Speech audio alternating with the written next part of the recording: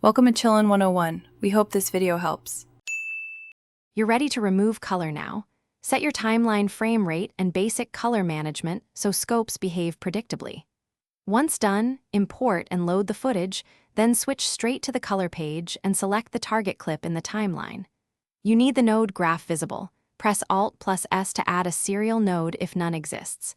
This first node will host your desaturation work, so keep it selected. Make sure scopes are open so you can watch luminance while you change color. Now remove color precisely. In the selected node, bring saturation to 0 for a global grayscale. Drag the slider to taste.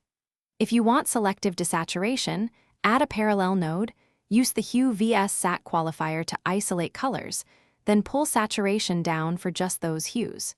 Make sure to refine the key with blur radius and clean black/white to avoid harsh edges. Keep an eye on the vector scope and waveform to confirm you're changing chroma and preserving luminance balance. Finish by tuning luminance. Adjust lift, gamma, and gain so the grayscale has depth and detail. Desaturating can flatten perceived contrast. Once happy, add a final node for any sharpening or grain. If you see color banding or artifacts, try small amounts of temporal noise reduction or dither in render settings. Also, increasing bit depth to 10-bit can help. Render a short test, compare to the original, and if colors unexpectedly remain, check for enabled LUTs or compound clips preserving color upstream. Thanks for watching. Consider subscribing if we helped you.